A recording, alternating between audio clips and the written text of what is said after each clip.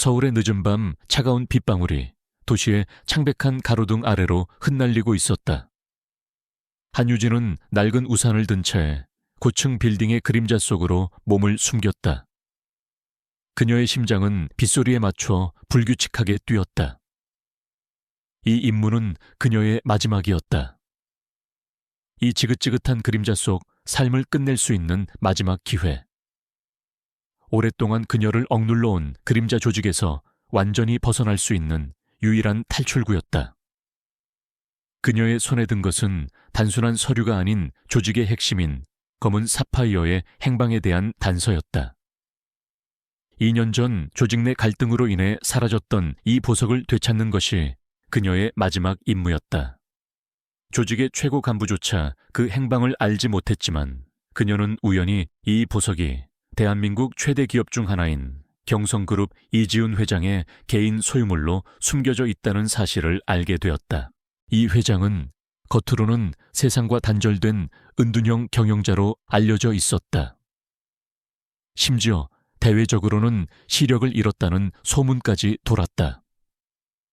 그러나 그녀의 정보망에 따르면 그는 보이는 것보다 훨씬 더 위험하고 냉철한 사람이었다. 그녀는 이 거대한 빌딩 숲에서 이지훈이라는 남자에게 접근해야 했다. 임무는 순조롭게 진행되는 듯했다.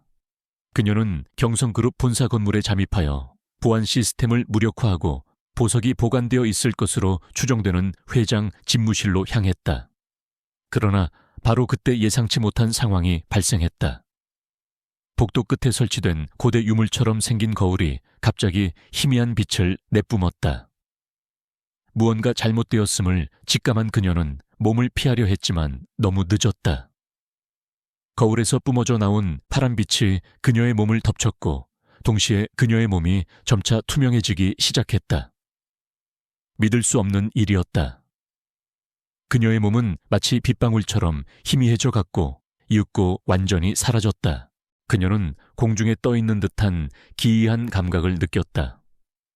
몸이 사라졌지만 주변의 사물들은 여전히 손에 잡혔고 바닥의 감촉도 그대로 느껴졌다. 그녀는 당황했지만 이 기이한 현상이 오히려 임무를 완수하는 데 도움이 될 수도 있다고 생각했다. 그녀는 다시 정신을 차리고 이지훈 회장의 집무실로 향했다. 그러나 그곳에는 보석이 없었다. 단지 깨끗하게 정돈된 책상과 텅 빈 금고만이 그녀를 맞이했다. 도대체 어디에 있는 거지? 그녀는 당황한 마음을 감출 수 없었다. 그때 집무실 한쪽에 걸려있는 대형 스크린에서 회장 비서의 목소리가 들려왔다. 회장님 목욕 준비가 끝났습니다. 스크린에 비친 화면은 다름 아닌 이지훈 회장의 개인 저택이었다. 화면 속에서 비서가 회장에게 목욕을 권했고 회장은 무표정한 얼굴로 고개를 끄덕였다. 그녀는 잠시 망설였다. 임무는 실패했지만 그녀는 이대로 포기할 수 없었다. 보석은 분명 이지훈의 손에 있을 것이다. 그녀는 순간적인 판단으로 저택의 위치를 파악하고 그곳으로 향했다. 그녀의 몸은 여전히 투명했지만 옷은 그렇지 않았다. 낡은 트렌치코트와 청바지는 그대로 그녀의 몸에 걸쳐져 있었고 마치 허공에 떠 있는 것처럼 보였다. 그녀는 주위를 경계하며 조심스럽게 저택에 진입했다. 저택의 보안 시스템은 본사보다 훨씬 더 철저했다. 수많은 레이저 센서와 감시 카메라가 촘촘히 얽혀 있었지만 그녀는 투명한 몸을 이용하여 모든 감시망을 손쉽게 통과할 수 있었다. 그녀의 유일한 약점은 옷이었다. 그녀는 이따금씩 옷을 벗어버리고 완전히 투명한 상태로 움직였다. 온몸으로 느껴지는 차가운 밤 공기 그리고 낯선 공간의 긴장감이 그녀의 신경을 곤두서게 했다. 그녀는 마침내 스크린에서 보았던 회장의 욕실을 발견했다. 웅장하고 호화로운 욕실에는 은은한 향이 감돌았고 붉은 장미꽃잎이 띄워진 욕조에서는 따뜻한 김이 피어오르고 있었다. 욕조 옆 낡은 탁자 위에는 작고 검은 벨벳 상자가 놓여 있었다. 그녀의 심장이 빠르게 뛰기 시작했다. 직감적으로 그 안에 보석이 들어있음을 알 수 있었다. 그녀는 조심스럽게 상자를 향해 손을 뻗었다. 그때 욕실 문이 조용히 열리고 이지훈이 들어섰다. 그녀는 숨을 죽였다. 그는 겉보기와 달리 건강한 몸을 가지고 있었다. 굳건한 어깨와 탄탄한 근육, 그리고 등 뒤에 선명하게 새겨진 십자가 모양의 상처가 그녀의 시선을 사로잡았다. 그 상처는 마치 그의 삶의 고통을 증명하는 듯 깊고 굵은 흔적을 남기고 있었다. 그는 아무 말 없이 욕조로 향했고 물속으로 몸을 담갔다. 그녀는 여전히 투명한 상태로 그의 등 뒤에 서 있었다. 그의 등은 상처의 흔적을 통해 말없는 언어로 그녀에게 그의 삶의 무게를 이야기하는 듯 했다. 그녀는 그의 등에 새겨진 십자가 모양의 흉터를 보며 자신도 모르게 숨을 멈췄다. 그녀는 다시 정신을 차리고 손을 뻗었다. 바로 그때 그녀의 옷이 다시 눈에 보이기 시작했다. 낡은 트렌치코트가 서서히 선명해지며 마치 허공에 매달린 것처럼 보였다. 그녀는 당황하여 옷을 벗어 던지려 했지만 이지훈은 이미 그녀의 존재를 눈치챈 듯했다. 그는 욕조에서 천천히 몸을 일으켰다. 물방울이 그의 탄탄한 몸을 타고 흘러내렸고 그의 등 뒤에 새겨진 흉터가 더욱 뚜렷하게 드러났다. 그는 뒤를 돌아보지 않은 채 말했다. 여기 누구야? 그의 목소리는 차분했지만 그 속에는 맹수와 같은 날카로움이 숨어 있었다. 그녀는 쏘스라치게 놀라 욕실 문을 향해 달아났다. 그녀의 옷은 이미 완전히 눈에 보이는 상태였고 허공에 떠있는 것처럼 보이는 트렌치코트와 청바지가 요란한 소리를 내며 흔들렸다. 그녀는 필사적으로 달아났다. 멈춰! 이지훈의 외침이 그녀의 등 뒤를 따라왔다. 그녀는 복도 계단 그리고 정원을 가로질러 달렸다. 그녀의 뒤에서는 경보음이 울리기 시작했고 저택의 경호원들이 순식간에 몰려들었다. 그녀는 간신히 담장을 넘어 숲속으로 도망쳤다. 빗방울이 그녀의 얼굴을 때리고 젖은 나무잎들이 그녀의 몸에 달라붙었다. 그녀는 멈춰서서 숨을 골랐다. 그녀의 몸은 다시 완전히 투명해졌지만 그녀의 심장은 여전히 격렬하게 뛰고 있었다. 임무는 실패했고 그녀의 마지막 탈출구는 사라졌다. 그녀는 젖은 몸으로 차가운 땅바닥에 주저앉아 자신의 무력함에 절망했다. 하지만 그녀는 몰랐다. 이 모든 상황이 사실은 그녀가 생각했던 것보다 훨씬 더 거대한 운명의 시작이라는 것을. 그 밤 이지훈은 욕조에 몸을 담근 채 미동도 하지 않았다. 그의 시선은 허공에 멈춰 있었지만 그의 내면은 폭풍처럼 휘몰아치고 있었다. 그는 10여 년간 이 별장에서 홀로 지내왔다. 사람들의 눈을 피해 세상의 소문으로부터 스스로를 고립시킨 채. 그의 주위에 드리워진 맹인이라는 소문은 사실 그가 스스로 만들어낸 철저한 가면이었다. 수많은 사람들이 그를 찾아와 그의 약점을 캐내려 했지만 그의 빈틈없는 가면은 그 어떤 시도도 허용하지 않았다. 그는 이 모든 상황을 혐오했다. 인간의 탐욕과 위선, 그리고 그로 인해 무너진 자신의 삶을. 그렇기에 그는 항상 경계했다. 그가 가진 모든 것에 대해 엿보려는 사람들의 눈빛을. 그러나 오늘 밤 모든 것이 변했다. 그의 눈앞에서 나타났다. 사라진 그녀는 그가 평생 마주했던 어떤 존재와도 달랐다. 그녀는 그가 알던 어떤 가면보다도 더 완벽한 가면을 쓰고 있었다. 투명함이라는 이름에. 하지만 그 투명함 속에서 그는 그녀의 진정한 모습을 보았다. 그의 욕실에 남겨진 희미한 흙냄새, 그리고 그녀가 남기고 간 젖은 발자국은 그녀가 진짜 살아있는 인간이라는 것을 증명했다. 그녀의 몸을 덮었던 낡은 트렌치코트와 청바지는 그녀가 가진 삶의 무게를 말해주는 듯했다. 평범해 보이지만 그 속에는 결코 평범하지 않은 이야기가 숨겨져 있었다. 김 집사, 그의 낮은 목소리가 정적을 깨고 울렸다. 회장님 부르셨습니까? 늘 그림자처럼 그의 곁을 지키는 김 집사가 조용히 다가왔다. 오늘 밤 누군가 침입했었나? 김 집사는 순간 당황한 표정을 감추지 못했다. 그렇습니다. 회장님, 정원 쪽 보안 센서가 일시적으로 오작동하여 침입자가 있었던 것 같습니다만 곧바로 흔적을 놓쳤습니다. 보안 시스템을 전면 재정비해.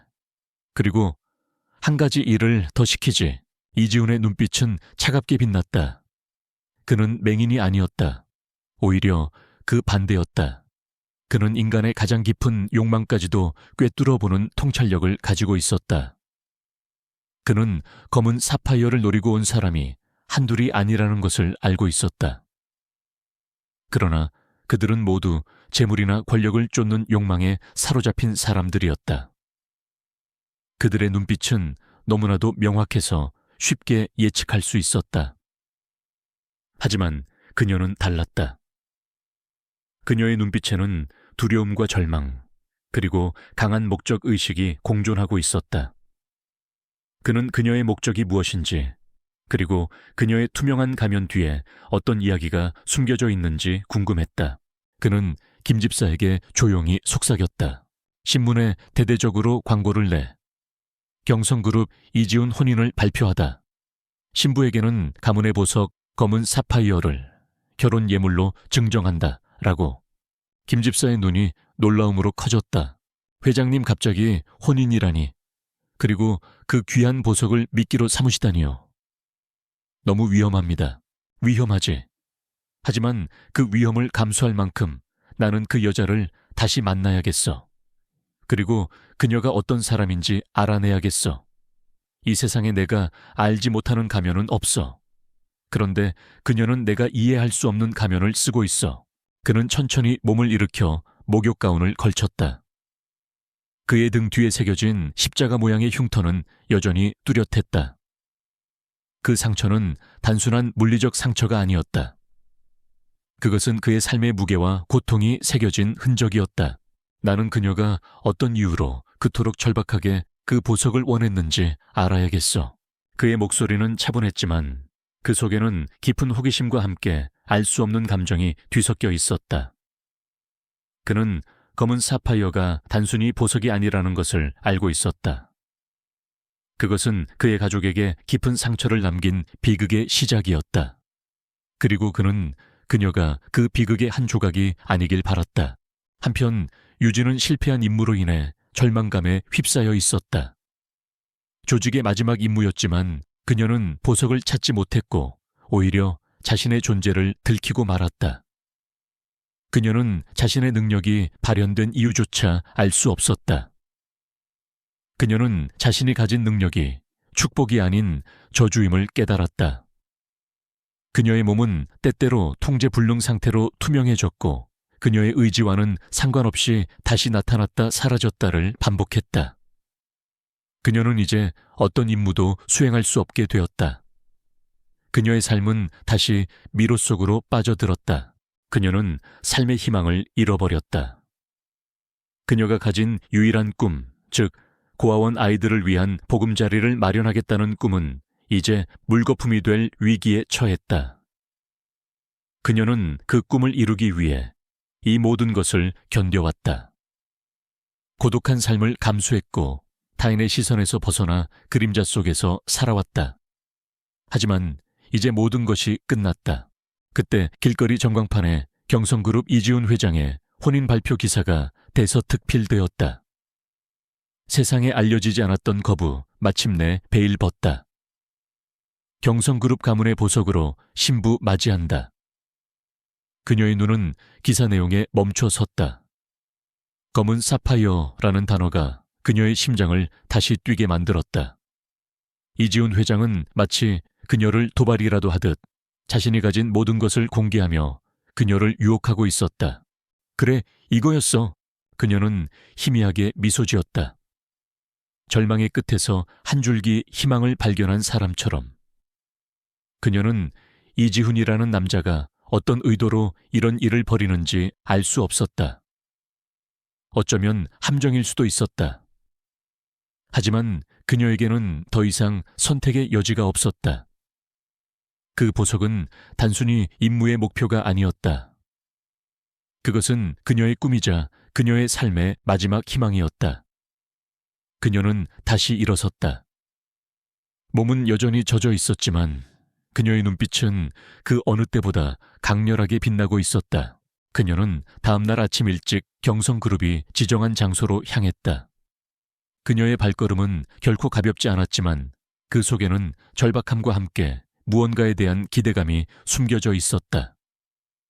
그녀는 알 수 없는 운명의 장난에 다시 한번 몸을 던지려 하고 있었다. 그것이 그녀에게 어떤 결과를 가져올지 그녀는 알 수 없었다. 하지만 그녀는 이대로 포기할 수 없었다. 그녀의 눈앞에는 이제 그녀가 닿고 싶은 모든 것이 걸려 있었다. 경성그룹의 혼인 상대 공개 모집은 한국 사회 전체에 큰 파장을 일으켰다. 재벌 총수가 직접 나서 신부감을 찾는다는 파격적인 소식은 대중의 호기심을 자극했고 수많은 여성들이 저마다의 꿈과 욕망을 안고 경성그룹 본사로 몰려들었다. 그들 중에는 이름난 연예인도 있었고 유력 가문의 영예들도 있었다. 그러나 그들의 눈빛은 하나같이 비슷했다. 탐욕 허영, 그리고 신분 상승에 대한 노골적인 욕망. 그들의 모습은 유진이 그동안 그림자 속에서 숱하게 마주했던 인간 군상과 다르지 않았다.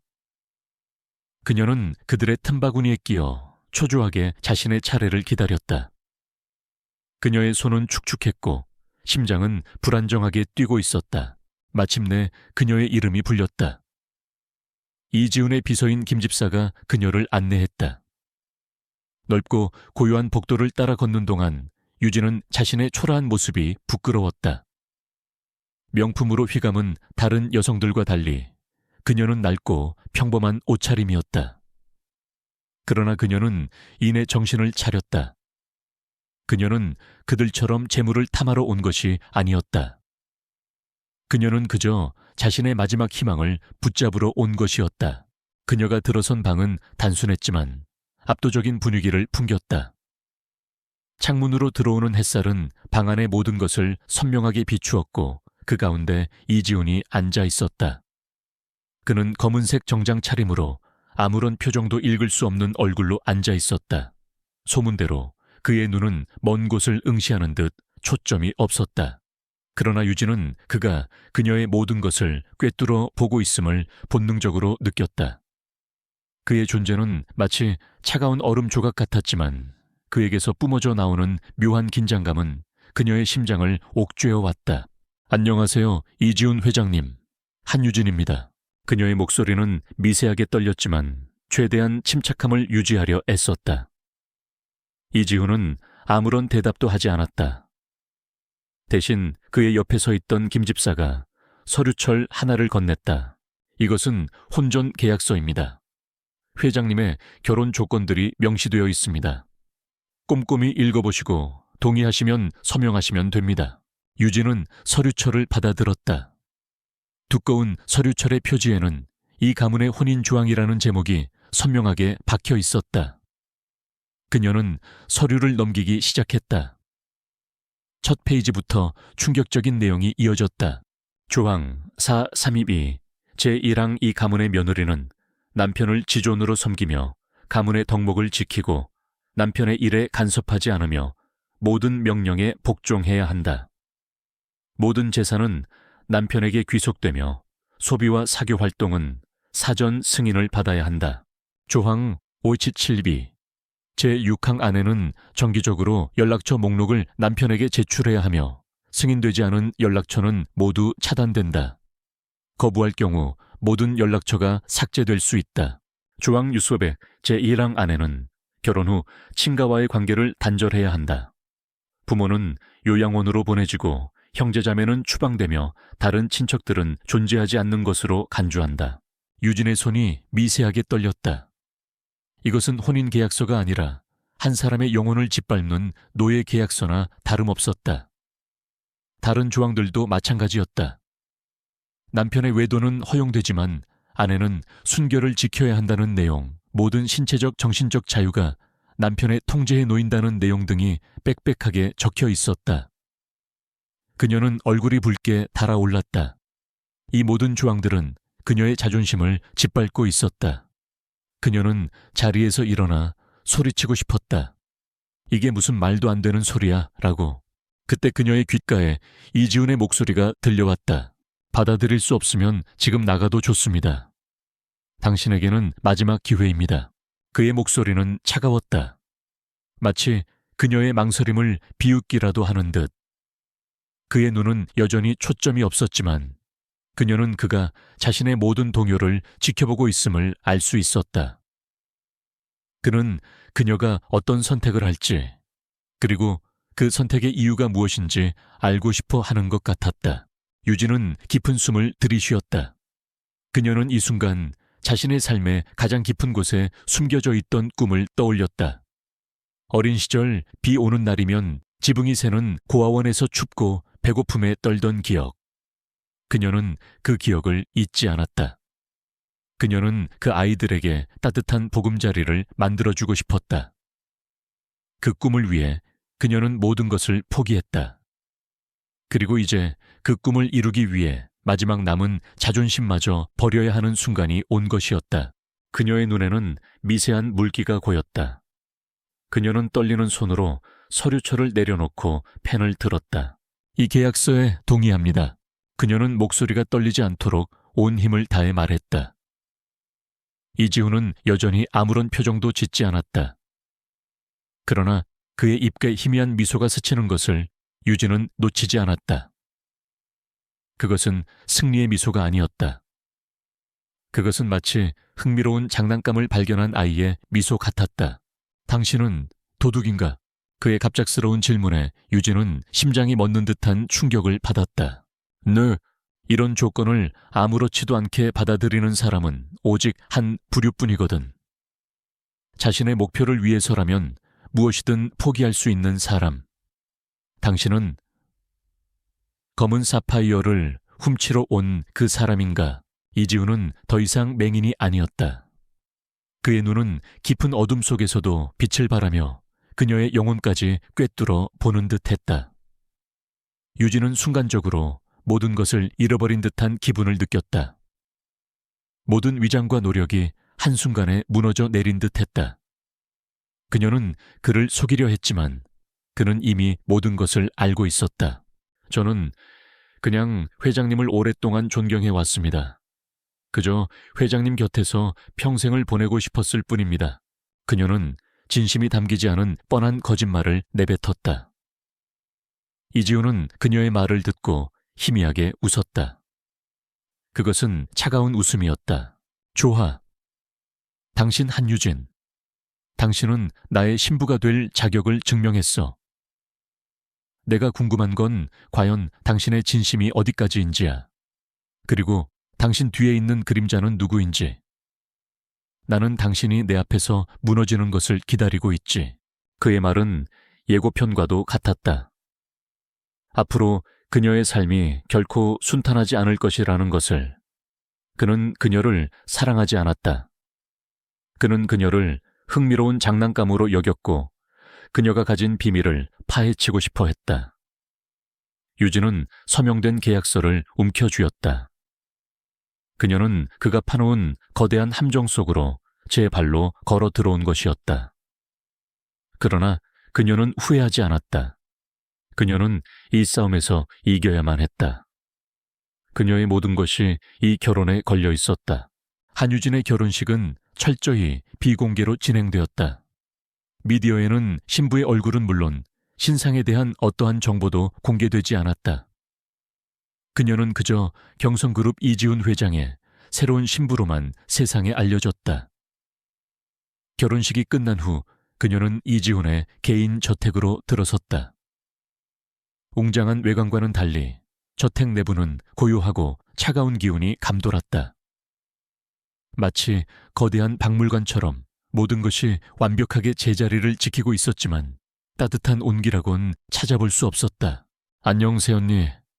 오빠의 새 장난감이라더니 생각보다 예쁘지 않네. 유진을 맞이한 것은 이지훈의 여동생 김수아였다. 그녀는 가볍게 미소 지었지만 그 미소 속에는 차가운 도끼가 서려 있었다. 김수아는 아름답고 화려한 외모를 가지고 있었지만 그녀의 눈빛은 마치 얼음 조각처럼 차가웠다. 안녕하세요, 김수아 씨. 유진은 최대한 예의를 갖춰 인사했지만 수아는 그녀의 인사를 무시하고 계속해서 독서를 퍼부었다. 오빠는 눈이 안 보여서 그런지 보는 눈이 정말 없네. 아니면 오빠도 이제 막장 드라마 주인공이 되고 싶어진 건가? 수아의 말은 비수처럼 유진의 심장을 찔렀다. 유진은 고개를 숙였다. 반박할 수 없었다. 그녀는 이 결혼을 진정으로 원한 것이 아니었다. 그녀는 그저 자신의 목적을 위해 이곳에 들어왔을 뿐이었다. 그러나 그들의 대화는 더 깊은 곳으로 향했다. 혹시 새언니, 오빠의 방에 있는 그것을 찾으러 온 건 아니겠지. 그건 오빠에게 아주 중요한 의미가 담긴 거야. 수아는 의미심장한 미소를 지으며 유진의 어깨를 툭 쳤다. 유진은 순간적으로 경직되었다. 수아는 그녀의 속내를 꿰뚫어 보고 있는 것 같았다. 그녀는 애써 태연한 척하며 대답했다. 무슨 말씀이신지 잘 모르겠네요. 저는 그저 회장님과 행복하게 살고 싶을 뿐이에요. 수아는 콧방귀를 뀌며 비웃었다. 그래, 그럼 다행이고. 하지만 만약 오빠에게 불순한 의도를 가지고 접근했다면 나는 가만히 있지 않을 거야. 수아의 경고는 유진에게 깊은 인상을 남겼다. 수아는 이지훈을 진심으로 아끼는 듯했다. 하지만 그녀의 관심은 단순한 남매애를 넘어선 소유욕에 가까웠다. 유진은 경계심을 늦추지 않았다. 그녀는 수아와의 관계가 앞으로의 임무에 큰 영향을 미칠 것임을 직감했다. 유진의 신혼 생활은 기대했던 것과는 거리가 멀었다. 이지훈은 그녀와 함께 식사를 하지도 않았고 같은 방에서 잠을 자지도 않았다. 그는 그녀에게 철저히 무관심한 태도를 보였다. 유진은 그에게서 따뜻함이나 애정을 기대하지 않았다. 그녀에게 중요한 것은 오직 검은 사파이어뿐이었다. 그녀는 밤이 되면 몰래 이지훈의 방으로 잠입했다. 이지훈의 방은 미로와도 같았다. 수많은 비밀 통로와 감시 카메라가 설치되어 있었고 그녀의 발걸음 하나하나가 감시당하고 있는 듯한 기분을 떨칠 수 없었다. 그녀는 자신의 능력을 이용해 모든 감시망을 통과하려 했지만 번번이 실패했다. 도대체 어디에 숨겨놓은 거지? 유진은 좌절했다. 그녀는 이지훈이 그녀의 모든 행동을 지켜보고 있다는 것을 알 수 있었다. 그는 그녀에게 아무런 관심도 없는 척했지만 사실은 그녀를 시험하고 있었다. 그는 그녀가 도둑이라는 것을 확신하고 있었다. 그는 그녀를 가지고 놀고 있었다. 어느 날 밤 유진은 다시 한번 이지훈의 방에 잠입했다. 그녀는 투명한 몸으로 이지훈의 침대 옆에 섰다. 그는 잠들어 있는 듯했지만 그녀는 그의 눈이 감겨 있더라도 그의 모든 감각이 깨어 있음을 알고 있었다. 유진은 조심스럽게 방을 둘러보았다. 그때 그녀의 시선은 침대 옆 탁자에 놓인 작은 사진 액자에 멈춰 섰다. 흑백 사진 속에는 어린 시절의 이지훈과 수아의 모습이 담겨 있었다. 두 사람은 해맑게 웃고 있었고 그들의 뒤에는 한 여성이 따뜻한 미소를 짓고 있었다. 그 여성은 이지훈의 어머니인 듯했다. 그녀는 사진 속에서 보이는 이지훈의 모습에 묘한 감정을 느꼈다. 그에게도 순수했던 시절이 있었구나. 그녀는 사진 액자를 들고 잠시 바라보았다. 바로 그때 이지훈이 눈을 떴다. 그의 시선은 그녀를 향해 있었다. 그는 맹인이 아니었다.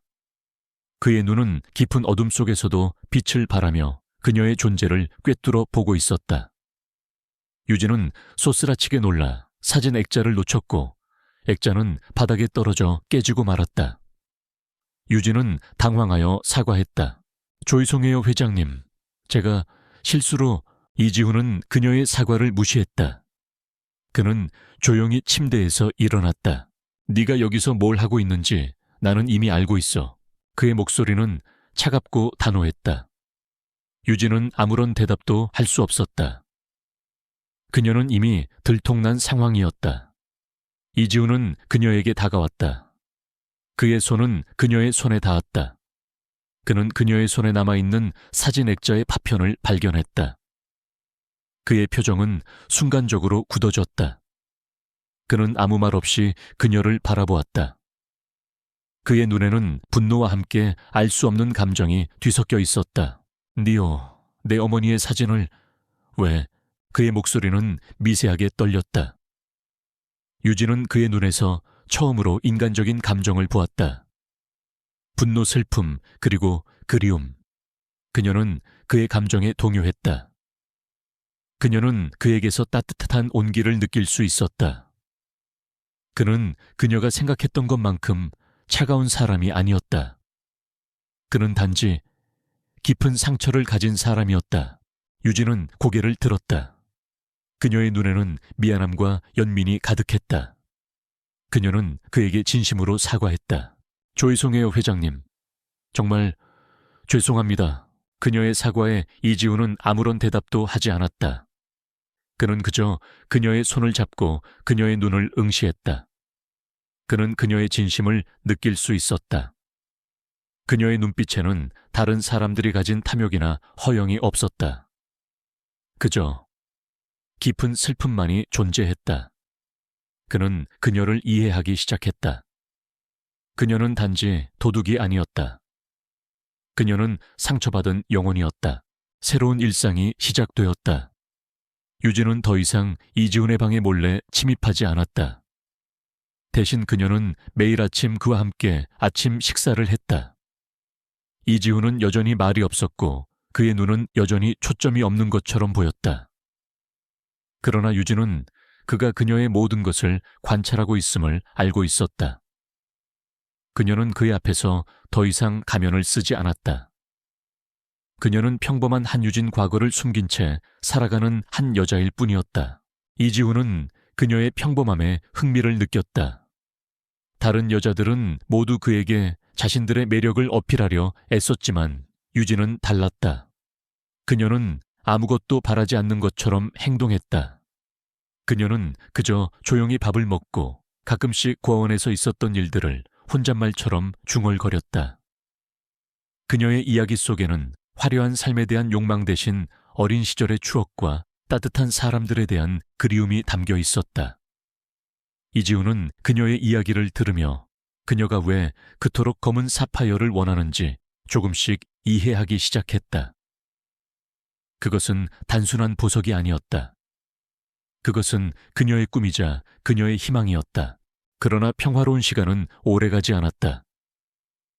김수아는 유진의 존재를 견딜 수 없어 했다. 그녀는 유진이 이지훈의 곁에 있는 것 자체가 불쾌했다. 그녀는 유진을 내쫓기 위해 끊임없이 함정을 팠다. 언니 오빠랑 같이 승마하러 갈래? 오빠는 눈이 안 보여서 나랑 같이 다니는 걸 좋아하거든. 수아는 유진을 승마장으로 불렀다. 승마장에는 이미 수많은 기자들이 모여 있었다. 수아는 유진을 곤란하게 만들려 했다. 그녀는 유진이 서투른 모습으로 말을 타다가 넘어지는 것을 예상했다. 그러나 유진은 침착했다. 그녀는 어린 시절부터 모든 종류의 무술과 운동을 훈련받았다. 그녀는 능숙하게 말에 올라탔고 우아하게 승마를 즐겼다. 수아는 당황했다. 그녀의 계획은 실패했다. 세상에 언니, 생각보다 말을 잘 타네. 혹시 어릴 때부터 배웠어? 수아의 목소리에는 질투가 가득했다. 아니요, 그냥 예전에 잠깐 배운 적이 있었어요. 유진은 겸손하게 대답했다. 그때 갑자기 말이 흥분하기 시작했다. 누군가 일부러 말을 자극한 것이 분명했다. 말은 통제 불능 상태가 되었고 유진은 말에서 떨어져 넘어지고 말았다. 그녀의 팔에는 깊은 상처가 생겼다. 기자들은 카메라 플래시를 터뜨리며 이 모든 장면을 담았다. 언니 괜찮아. 수아는 위선적인 표정으로 유진에게 달려왔다. 그녀는 유진의 상처를 보고 쾌재를 불렀다.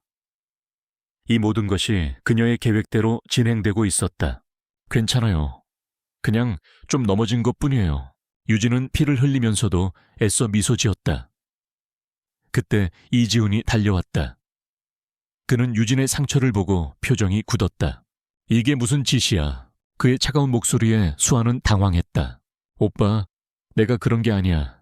그냥 말이 흥분해서 언니가 다친 것뿐이야. 수아는 변명하려 했지만 이지훈은 그녀의 말을 무시했다. 그는 유진에게 다가와 조심스럽게 그녀의 팔을 잡았다. 괜찮나 많이 아파? 그의 목소리는 평소와 달리 부드러웠다. 유진은 그의 눈을 바라보았다. 그의 눈에는 걱정과 연민이 가득했다. 그는 더 이상 가면을 쓰고 있지 않았다. 그는 진심으로 그녀를 걱정하고 있었다. 괜찮아요. 정말 괜찮아요. 오해하지 마세요. 김수아 씨가 일부러 그런 건 아닐 거예요. 유진은 오히려 수아를 감쌌다. 수아는 유진의 태도에 더욱 당황했다. 그녀는 유진이 자신에게 소리를 지르고 이지훈에게 자신의 잘못을 고자질할 것이라고 예상했다. 그러나 유진은 달랐다. 그녀는 오히려 자신의 상처를 감추고 수아를 변호했다. 왜 거짓말을 하는 거야? 네가 다쳤잖아. 수아는 이해할 수 없다는 듯 유진에게 소리쳤다. 괜찮아요. 전 어릴 때부터 늘 그랬어요. 다치는 게 익숙하거든요. 저희 고아원에서는 이런 일은 흔했어요. 유진은 슬프게 미소 지으며 말했다. 그녀의 말은 진심이었다. 그녀는 어린 시절부터 늘 혼자였다. 다쳐도 아무도 걱정해주지 않았다. 그녀는 스스로 상처를 치유하는 법을 배웠다. 유진의 말에 이지훈의 표정이 미세하게 변했다. 그는 유진의 상처를 바라보며 그녀의 눈에 담긴 깊은 슬픔을 보았다. 그는 그녀가 가진 상처가 단순한 물리적 상처가 아니라는 것을 알 수 있었다. 그것은 그녀의 영혼에 새겨진 깊은 상처였다. 돌아가자.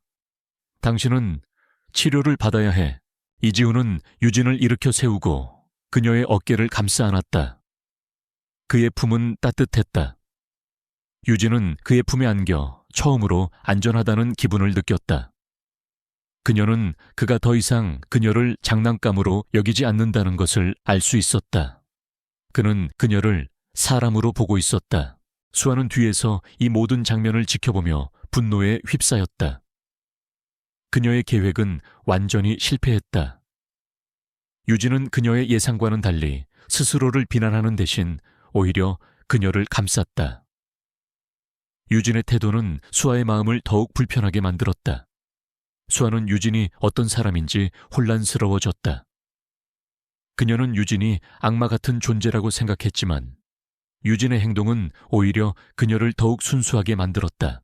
밤이 깊어졌다. 이지훈은 유진의 상처를 직접 소독해 주었다. 유진은 그의 손길에서 섬세함과 따뜻함을 느꼈다. 네오, 왜 거짓말을 했지? 김수아가 일부러 그런 것을 알면서도. 이지훈은 그녀의 눈을 똑바로 바라보며 물었다. 오해하고 싶지 않았어요.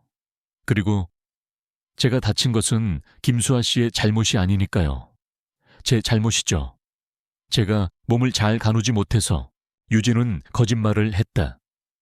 이지훈은 그녀의 거짓말을 알고 있었다. 그는 그녀의 눈에서 진실을 읽을 수 있었다. 그녀는 수아를 보호하려 했다. 그녀는 다른 사람의 고통을 자신의 고통으로 끌어안는 사람이었다. 네오는 다른 사람들과 달라. 왜 그런 짓을 하는 거지? 이지훈의 목소리는 부드러웠다. 유진은 눈물이 고였다. 그녀는 그의 따뜻한 눈빛에 감동했다. 그녀는 그에게 솔직하게 모든 것을 털어놓고 싶었다. 그러나 그녀는 그럴 수 없었다. 아직은 때가 아니었다. 그녀는 그저 그에게서 멀어지기 위해 애썼다. 저를 멀리하세요. 저는 당신이 생각하는 그런 사람이 아니에요. 저는 당신을 속이고 있어요. 그녀는 고개를 숙였다.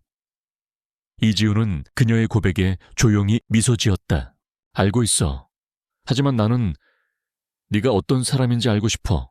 그의 말에 유진의 심장은 다시 한번 격렬하게 뛰었다. 그녀는 그가 더 이상 그녀를 장난감으로 여기지 않는다는 것을 알 수 있었다. 그는 그녀에게 진심으로 다가오고 있었다. 그리고 그녀는 그에게서 벗어날 수 없었다. 그날 밤 이지훈은 유진을 자신의 서재로 불렀다. 서재는 조용하고 차가웠으며 수많은 책들이 빽빽하게 꽂혀 있었다. 유진은 긴장한 채 그와 마주 앉았다. 이지훈은 여전히 표정이 없었지만 그의 눈빛은 그 어느 때보다 날카롭게 빛나고 있었다. 그는 더 이상 맹인의 가면을 쓰고 있지 않았다. 이제 가면을 벗어도 돼. 너의 가면과 나의 가면. 그의 말에 유진의 심장은 다시 한번 격렬하게 뛰었다. 그는 모든 것을 알고 있었다. 그녀의 능력, 그녀의 정체, 그리고 그녀의 목적까지도. 무슨 말씀이신지 모르겠습니다. 유진은 끝까지 시치미를 뗐지만 그녀의 목소리는 미세하게 떨리고 있었다. 이지훈은 그런 그녀를 보며 조용히 미소 지었다. 나를 속이려고 하지 마. 너는 내가 아는 어떤 사람보다도 더 투명하니까. 그는 그녀에게 다가가 조심스럽게 그녀의 손을 잡았다. 유진은 쏘스라치게 놀라 손을 빼려 했지만 그는 그녀의 손을 놓지 않았다. 그의 손은 따뜻했고 그 온기는 그녀의 심장까지 스며드는 것 같았다. 내가 처음 널 만났을 때 나는 네가 다른 사람들과 다르다는 것을 알았어.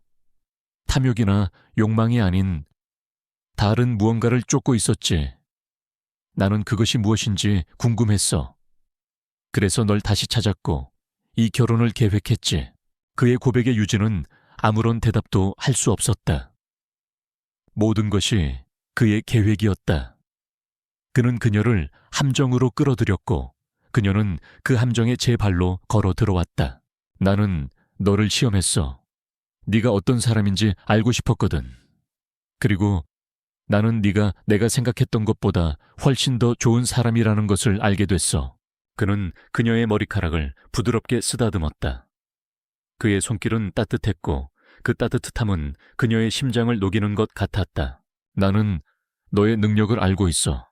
그리고 네가 이 모든 일을 왜 버리는지도 알고 있어. 그는 그녀에게 자신의 비밀을 털어놓았다. 그는 사실 맹인이 아니었다.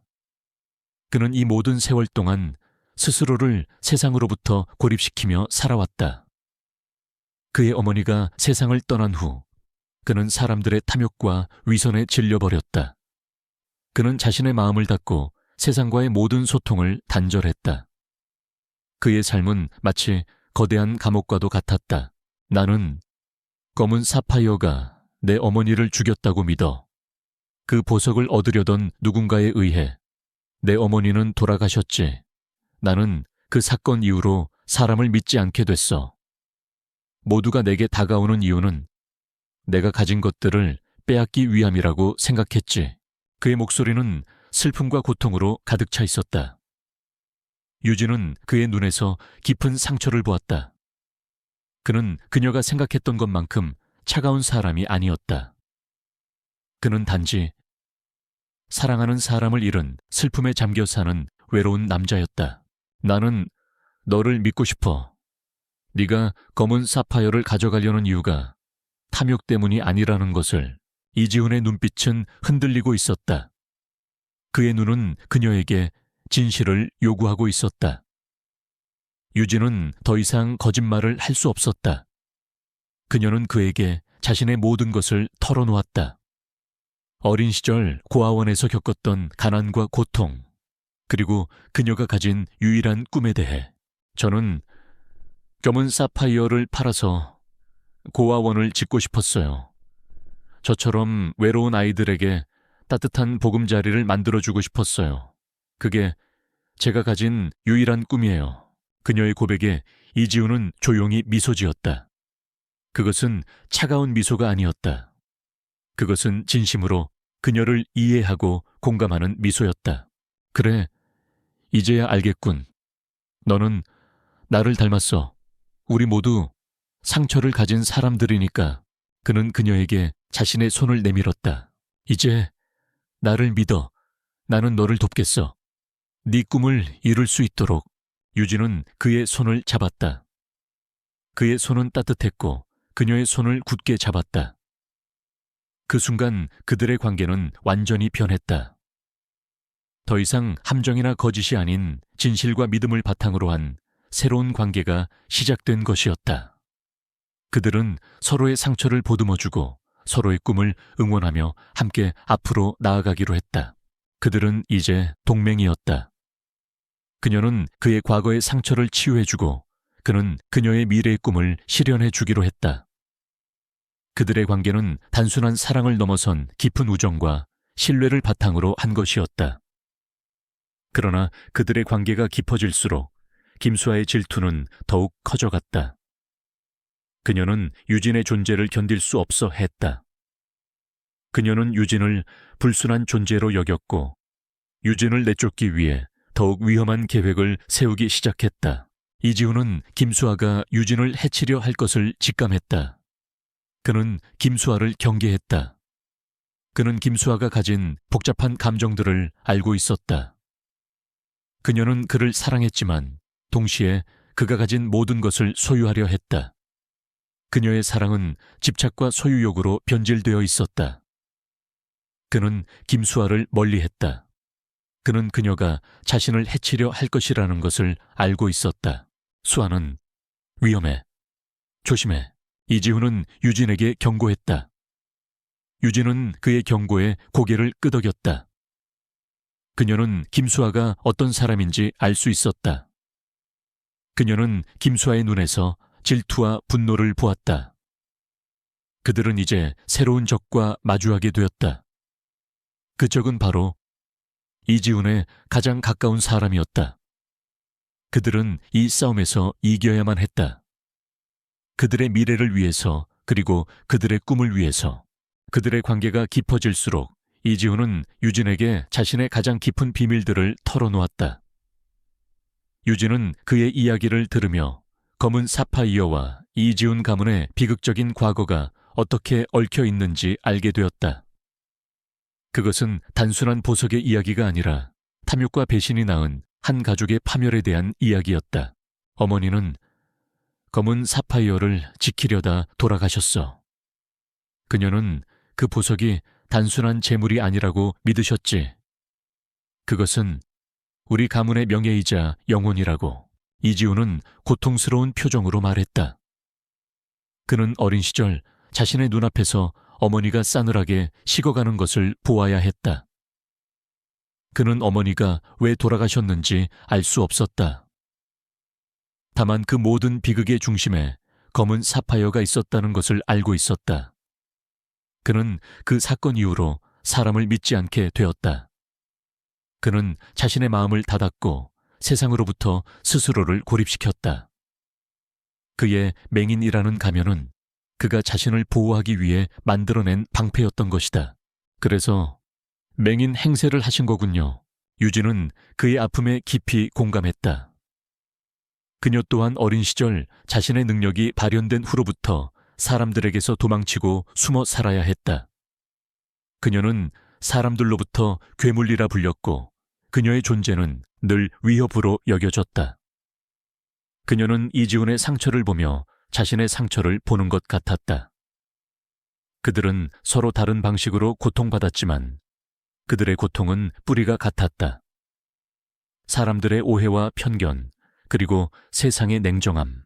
이지훈은 유진의 이야기를 들으며 그녀의 아픔에 공감했다. 그녀는 그가 알던 어떤 사람보다도 더 깊은 상처를 가지고 있었다. 그러나 그녀는 그 상처를 원망 대신 희망으로 바꾸려 했다. 그녀의 꿈 고아원 아이들을 위한 보금자리를 마련하겠다는 꿈은 이지훈의 마음을 흔들었다. 그는 그녀의 순수한 열정에 감동했다. 그는 그녀가 가진 상처가 단순한 약점이 아니라 그녀를 더 강하고 아름다운 사람으로 만든 훈장이라는 것을 알 수 있었다. 나는 내 꿈을 돕겠어. 검은 사파이어를 가져가는 것을 돕는 대신 네가 그 보석을 팔아 고아원을 짓는 것을 도울게. 이지훈의 제안에 유진은 감동했다. 그녀는 그의 도움을 거절하지 않았다. 그들은 이제 동맹이었다. 그들은 서로의 상처를 보듬어주고 서로의 꿈을 응원하며 함께 앞으로 나아가기로 했다. 그러나 그들의 관계가 깊어질수록 김수아의 질투는 더욱 커져갔다. 그녀는 유진의 존재를 견딜 수 없어 했다. 그녀는 유진이 이지훈을 빼앗아간 악마라고 생각했다. 그녀는 유진을 내쫓기 위해 더욱 위험한 계획을 세우기 시작했다. 김수아는 이지훈에게 자신의 감정을 고백했다. 오빠, 나는 오랫동안 오빠를 사랑해왔어. 오빠가 맹인이 되었을 때도, 세상으로부터 자신을 가두었을 때도 나는 늘 오빠의 곁을 지켰어. 그런데 왜 그 여자야? 그녀의 목소리는 절망과 분노로 가득 차 있었다. 이지훈은 그녀의 고백에 조용히 미안함을 표했다.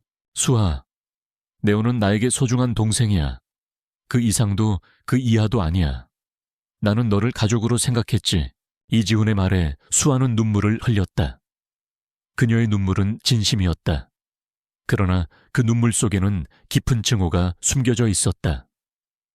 그녀는 자신이 이지훈의 곁을 지키기 위해 얼마나 많은 것을 포기했는지, 얼마나 많은 고통을 감수했는지 유진이 알지 못한다고 생각했다.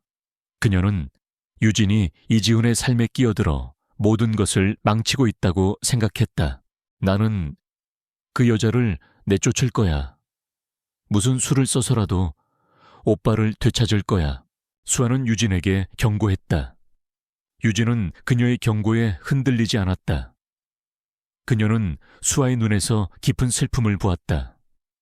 그녀는 수아를 악당으로 보지 않았다. 그녀는 단지 외롭고 상처받은 사람일 뿐이었다. 나는 당신을 해치고 싶지 않아요. 저를 미워하지 마세요. 유진은 수에게 진심을 담아 말했다. 그러나 수아는 그녀의 말을 믿지 않았다. 그녀는 유진이 이지훈을 속이고 있다고 생각했다. 그녀는 유진이 가진 순수함이라는 가면을 벗겨내려 했다.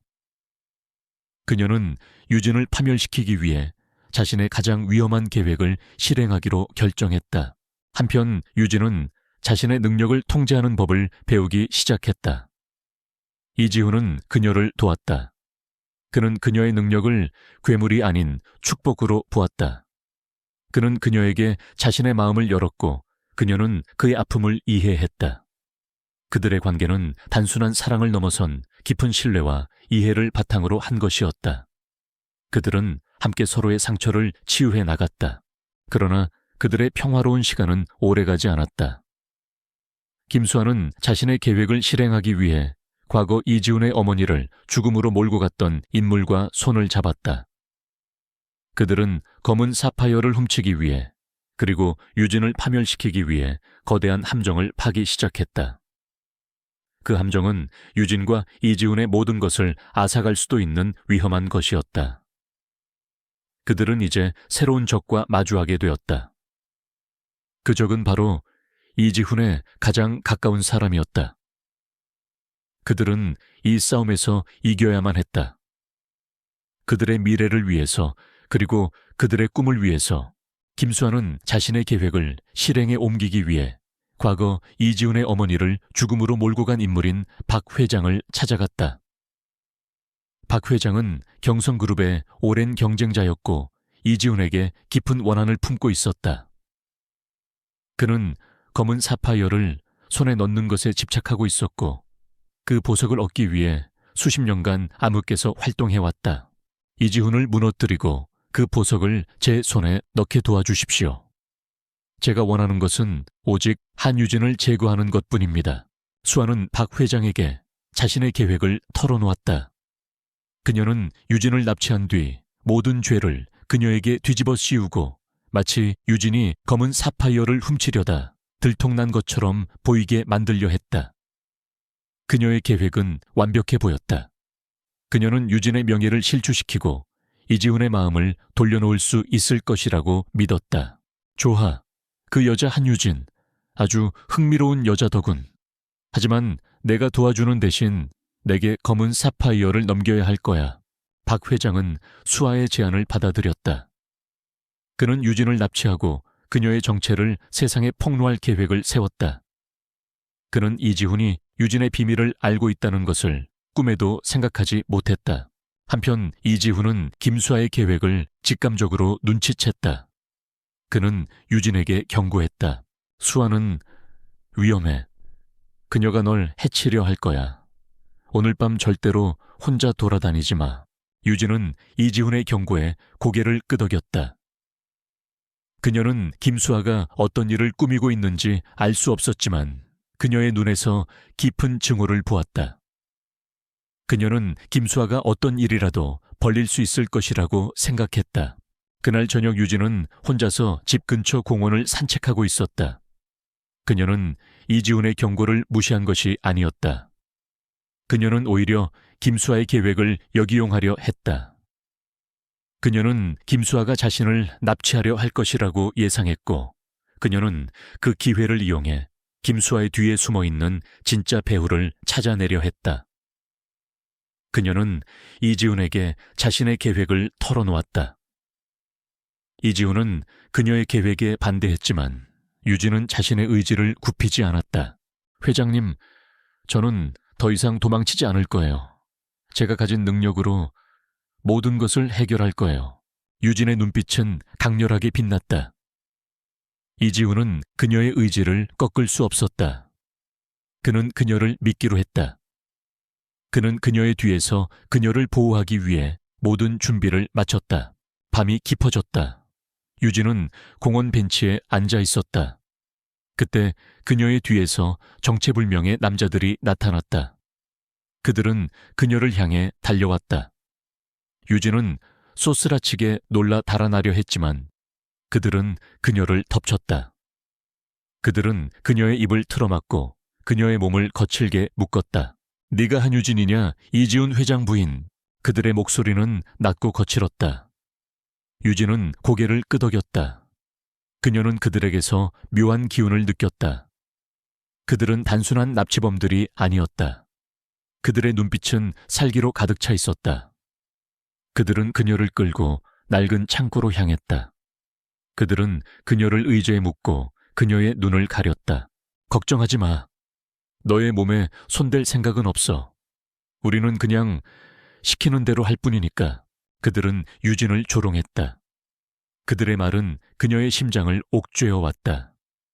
그녀는 자신의 능력을 이용해 도망치려 했지만 그녀의 몸은 마치 마법에 걸린 것처럼 움직이지 않았다. 그녀는 자신의 능력이 통제 불능 상태임을 깨달았다. 그녀의 심장은 절망으로 가득 찼다. 자, 이제 사진을 찍어라. 이지훈 회장에게 보내서 검은 사파이어를 넘겨받아야지. 납치범들은 그녀의 옷을 벗기려 했다. 유진은 온 힘을 다해 저항했다. 그녀의 눈에서는 눈물이 흘러내렸다. 그녀는 모든 것을 잃었다. 그녀의 꿈, 그녀의 자존심, 그리고 그녀의 미래까지도. 하지마, 제발, 하지 마세요. 그녀의 목소리는 절망으로 가득 차 있었다. 그녀는 자신이 얼마나 무력한 존재인지 깨달았다. 그녀는 더 이상 특별한 존재가 아니었다. 그녀는 그저 평범한 한 여자일 뿐이었다. 그때 갑자기 창고의 문이 요란한 소리를 내며 열렸다. 이지훈이 나타났다. 그의 뒤에는 수십 명의 경호원들이 서 있었다. 이지훈의 눈은 분노로 이글거리고 있었다. 그는 유진을 발견하고 그녀에게 달려갔다. 괜찮아. 다친 곳은 없어. 이지훈은 유진의 몸에 걸쳐져 있던 낡은 코트를 벗어 자신의 몸을 덮어주었다. 그의 눈은 분노와 함께 알 수 없는 슬픔으로 가득 차 있었다. 그는 유진의 눈에서 깊은 상처를 보았다. 그녀는 자신이 얼마나 무력한 존재인지 깨달았다. 그녀는 이제 더 이상 특별한 존재가 아니었다. 그녀는 그저 평범한 한 여자일 뿐이었다. 잡아. 전부 잡아. 그리고 배후가 누구인지 밝혀내. 이지훈의 명령에 경호원들은 순식간에 납치범들을 제압했다. 납치범들은 유진을 향해 소리쳤다. 우리는 아무것도 몰라. 김수아라는 여자가 시킨 거야. 전부 다 그녀의 계획이라고 그들의 외침은 창고 안에 메아리 쳤다. 유진은 놀라 이지훈을 바라보았다. 이지훈은 이미 모든 것을 알고 있는 듯 아무런 표정도 짓지 않았다. 그는 유진을 껴안았다. 그의 품은 따뜻했고 유진은 그의 품에 안겨 처음으로 안전하다는 기분을 느꼈다. 그녀는 더 이상 혼자가 아니었다. 그녀의 곁에는 그녀를 지켜주는 남자가 있었다. 경성그룹의 최고위 임원들이 모두 모인 이사회 회의실은 숨막히는 긴장감으로 가득 차 있었다. 이지훈은 회의실 중앙에 앉아 있었고 그의 옆에는 유진이 굳은 표정으로 서 있었다. 그들 앞에는 김수아가 불안한 표정으로 서 있었고 그 뒤에는 납치범들과의 통화 기록을 담은 파일이 놓여 있었다. 김수아 씨, 오늘 아침 경성그룹의 주식이 급락했습니다. 누군가 의도적으로 악성 소문을 퍼뜨린 것 같습니다. 이 사회는 당신이 이번 사태의 배후에 있다고 의심하고 있습니다. 이지훈의 차가운 목소리가 회의실을 울렸다. 수아는 당황한 표정을 감추지 못했다. 오빠, 무슨 말도 안 되는 소리야. 나는 아무것도 몰라. 저 여자가 꾸민 짓이야. 저 여자가 나를 모함하고 있다고. 수아는 유진을 가리키며 소리쳤다. 그녀의 목소리는 히스테리컬했다. 그러나 유진은 침착했다. 그녀는 더 이상 수아의 도발에 넘어가지 않았다. 그녀는 수아의 눈을 똑바로 바라보며 말했다. 김수아 씨, 어제 저를 납치하려고 했던 사람들이 당신의 이름을 댔어요. 당신이 시킨 일이라고. 유진의 말에 수아는 눈물을 흘렸다. 그녀의 눈물은 진심이었다. 그러나 그 눈물 속에는 깊은 절망이 숨겨져 있었다. 거짓말이야. 전부 거짓말이야. 오빠, 저 여자의 말을 믿지 마. 저 여자는 오빠를 속이고 있어. 저 여자는 오빠를 버리고 떠날 거야. 수아는 이지훈에게 매달렸다. 그러나 이지훈은 그녀의 매달림을 외면했다. 그의 눈은 차가웠다. 그는 이미 모든 것을 알고 있었다. 그는 그녀의 눈에서 깊은 질투와 증오를 보았다. 그는 그녀가 얼마나 고통받고 있는지 알 수 있었다. 그러나 그는 그녀를 용서할 수 없었다. 그녀는 유진을 해치려 했고 그의 모든 것을 파괴하려 했다. 김수아, 너의 행동은 더 이상 용서받을 수 없어. 이지훈의 목소리는 단호했다. 수아는 모든 것을 잃은 듯 바닥에 주저앉아 흐느꼈다. 내가 왜 이렇게 됐는데. 나는 오빠를 사랑했어. 그런데 왜 오빠는 나를 봐주지 않았는데. 수아의 울부짖음은 회의실을 가득 채웠다. 그녀의 눈물은 진심이었다. 그녀는 이지훈을 사랑했지만 그 사랑은 집착과 소유욕으로 변질되어 있었다. 그녀는 그를 위해 모든 것을 바쳤다고 생각했다. 그러나 그녀는 그가 원하는 것이 무엇인지 알지 못했다. 그는 그녀의 사랑이 아닌 그녀의 진심을 원했다. 그때 회의실 문이 열리고 박 회장이 들어섰다. 그는 이 모든 상황을 알고 있다는 듯 비릿한 미소를 지으며 이지훈에게 다가왔다. 이지훈 회장, 당신의 아내가 어떤 사람인지 알고 싶지 않나. 박 회장의 말에 이지훈은 눈빛이 흔들렸다. 그는 박 회장이 유진의 정체에 대해 알고 있다는 것을 직감했다. 유진은 긴장했다. 그녀의 심장은 빠르게 뛰었다. 당신의 아내는 당신이 생각하는 그런 순수한 여자가 아니야. 그녀는 당신의 검은 사파이어를 훔치려던 도둑이지. 그리고 그녀는 내게 고용된 킬러였다. 박 회장의 폭로의 회의실은 술렁거렸다. 수아는 박 회장의 말에 눈이 휘둥그레졌다. 그녀는 유진이 킬러라는 것을 꿈에도 생각하지 못했다. 그녀는 유진이 단순한 악마라고 생각했지만 유진은 그보다 훨씬 더 위험한 존재였다. 거짓말이야. 전부 거짓말이라고 수아는 소리쳤다. 그녀의 목소리는 떨리고 있었다. 그녀는 유진을 미워했지만 그녀가 킬러라는 사실을 믿을 수 없었다.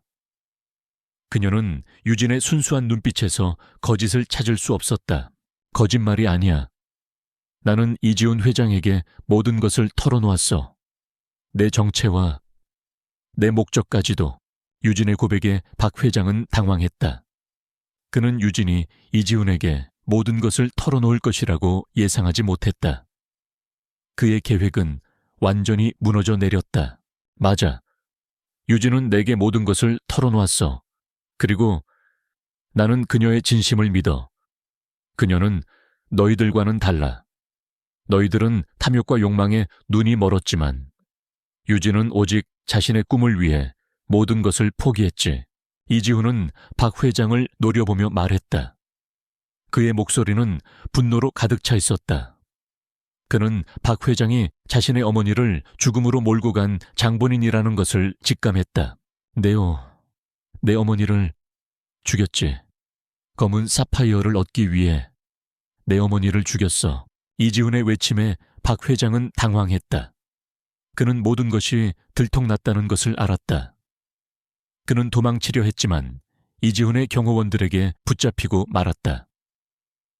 이지훈은 그를 향해 차가운 미소를 지었다. 네오는 모든 것을 잃게 될 거야. 내가 가진 모든 것을 이용해서 너를 파멸시킬 거야. 박 회장은 이지훈의 말에 절망했다. 그는 이지훈이 가진 힘을 알고 있었다. 그는 이지훈에게서 벗어날 수 없었다. 이사회는 박 회장과 김수아의 모든 죄를 밝혀냈다. 그들은 이지훈의 어머니를 죽음으로 몰고 간 배후였고 경성그룹을 무너뜨리려 했던 장본인이었다. 그들은 모든 것을 잃었다. 수아는 이 모든 상황에 절망했다. 그녀는 자신이 사랑했던 오빠를 잃었고 자신의 꿈을 잃었다. 그녀는 유진을 향해 소리쳤다. 네오, 나를 모함했어. 오빠는 나를 버리고 너를 선택했어. 수아의 눈에서 눈물이 흘러내렸다. 그녀는 유진을 증오했다. 유진은 그녀의 증오를 이해했다. 그녀는 수아를 안타까워했다. 그녀는 수에게 다가가 조용히 그녀의 손을 잡았다. 김수아 씨, 저를 미워하지 마세요. 당신의 아픔, 제가 이해해요. 저는 당신을 해치고 싶지 않아요. 유진의 진심 어린 말에 수아는 눈물을 흘렸다. 그녀의 눈물은 진심이었다. 그녀는 유진에게서 따뜻함을 느낄 수 있었다. 그녀는 유진을 증오했지만 그녀는 유진의 따뜻한 마음을 거부할 수 없었다. 그들의 관계는 이제 증오가 아닌 이해와 연민으로 변하고 있었다. 모든 진실이 밝혀진 후 김수아와 박 회장은 법의 심판을 받게 되었다. 김수아는 자신의 죄를 인정하고 깊이 반성했다. 그녀는 이지훈에게 용서를 구했고 이지훈은 그녀를 용서했다. 그는 그녀가 가진 상처를 이해했다. 그녀는 그저 사랑과 관심을 갈망했던 외로운 아이였을 뿐이었다. 이지훈은 그녀를 감옥에 보내는 대신 정신적인 치료를 받게 했다. 그는 그녀가 새로운 삶을 시작할 수 있도록 기회를 주었다. 교문 사파이어는 이지훈의 손에 돌아왔다. 그러나 그는 더 이상 그 보석에 집착하지 않았다. 그는 유진의 눈을 바라보았다. 그녀의 눈에는 여전히 고아원 아이들에 대한 그리움과 꿈이 담겨 있었다. 그는 그녀의 꿈을 이루어주기로 했다. 유진, 이제 검은 사파이어는 내 것이야. 내 꿈을 이루는 데 사용해. 이지훈의 말에 유진은 감동했다. 그녀는 그에게서 따뜻한 온기를 느낄 수 있었다. 그는 그녀에게 단순한 보석이 아닌 그녀의 꿈을 선물해 주었다. 유진은 검은 사파이어를 팔아 고아원을 짓기 시작했다. 고아원은 그녀의 꿈대로 지어졌다. 따뜻하고 아늑한 보금자리 아이들이 마음껏 뛰어놀 수 있는 넓은 마당, 그리고 꿈을 키울 수 있는 도서관까지. 그녀는 그곳을 햇살 고아원이라고 이름 지었다. 그곳은 그녀의 과거의 상처를 치유하고 그녀의 미래를 밝혀주는 곳이었다. 이지훈은 그녀와 함께 고아원을 찾아갔다. 아이들은 유진을 햇살 선생님이라고 부르며 따랐다. 그들의 웃음소리는 고아원 전체를 가득 채웠다.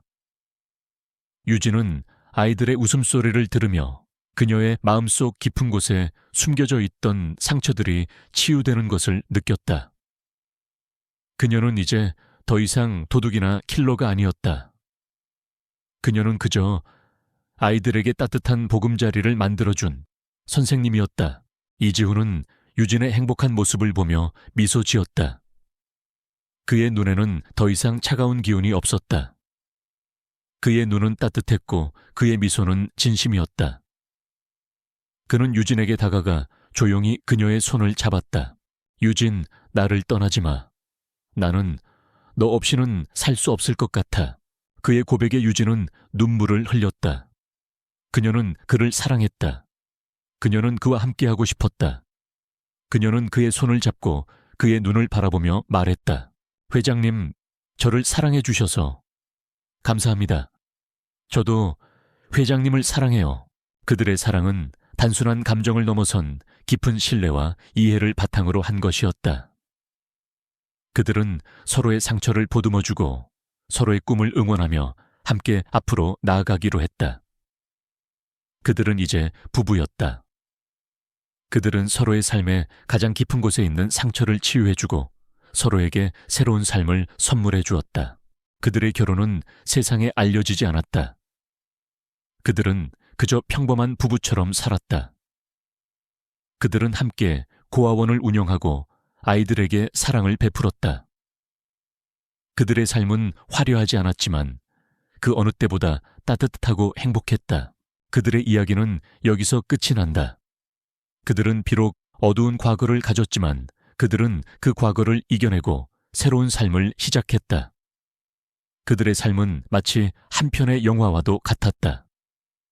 슬픔, 아픔, 그리고 절망으로 가득 차 있었지만 그들은 그 모든 것을 이겨내고 해피엔딩을 맞이했다. 그들의 삶은 이제 햇살처럼 빛나고 있었다.